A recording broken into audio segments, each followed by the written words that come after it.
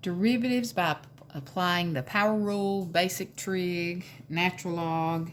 The definition of derivative, applying it, will actually be in another video. But as far as for this one, let's say I had something like y equals 6x squared. Now remember, all a derivative is the rate that something is changing, which in terms of graphing is just its slope.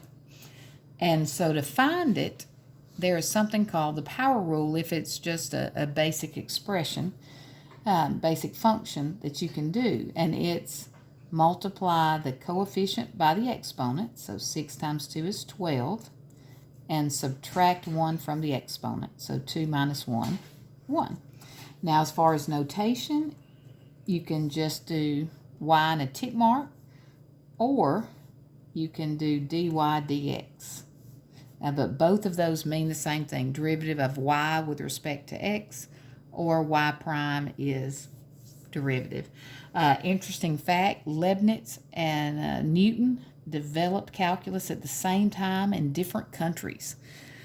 So just something awesome there. And I believe Newton did it when he was under quarantine or house arrest. I think I read that on Facebook. Fun fact. Since right now, when I'm making these, we're home quarantined from COVID. But anyway, same purpose. Let's say we'll move some more. What about 8x cubed? Let's just add a string of them just because it doesn't matter. If I wanted to find the derivative of this expression, 3 times 8, 24, subtract 1, squared. 7 times 2, 14, subtract 1, 1. X to the first power, so 1 times 5 is 5. X to the 1 minus 1 or 0, which makes it a constant. And constants always derive to 0. Technically, you can, if you were to graph a constant, like if I said y equals 2, horizontal line at 2, its slope is 0. So that's why constants always go to 0. You could also think of it as x to the 0 power. So 0 times anything, 0. And there you go. Now I know you're saying, okay, what about if they get funky? Because there's always a catch, or sometimes you think there is. Well, since this is the power rule, it has to be a power. So you have to make this x to the 1/4, because remember, exponent over root. And then you can do the power rule. 1/4 times 1, x to the 3/4, or 1/4 minus 1, negative 3/4. Let's say you had something like cube root of x squared.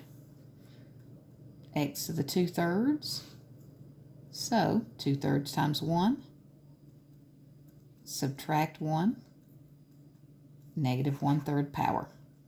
So if you had a string of those in, you just take it one at a time.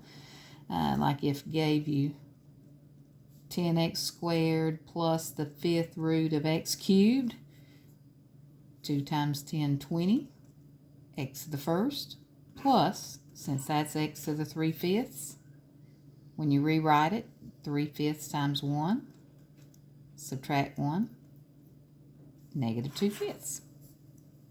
So that's how you can do with square roots. Even if they gave you something like, let's say, 6 over the square root of x. Looks kind of funky, I know.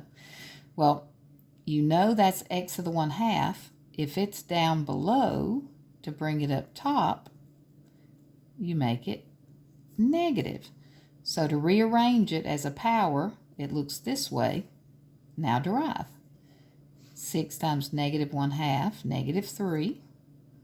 X, subtract 1, 1/2 minus 1, negative 3 over 2.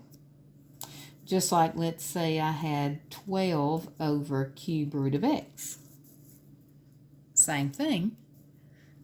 This would be 12x 1/3, but to bring it up top, negative.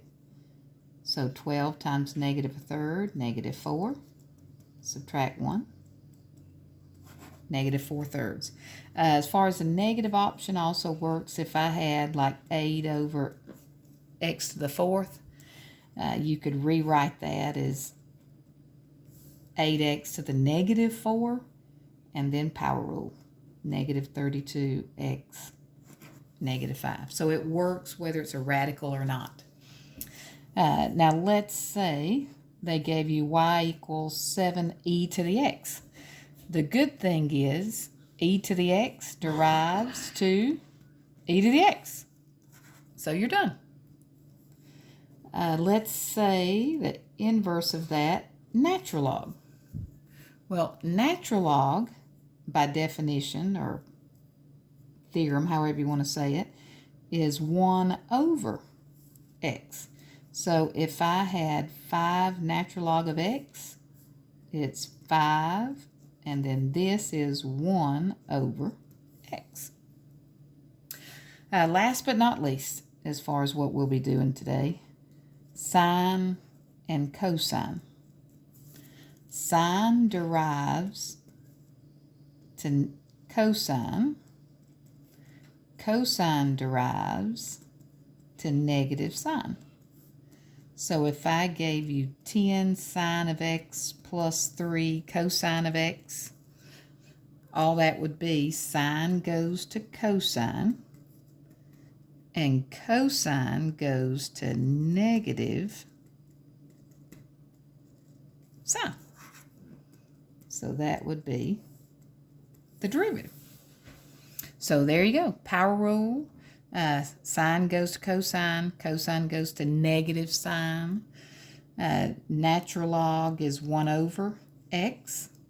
E to the x actually doesn't change.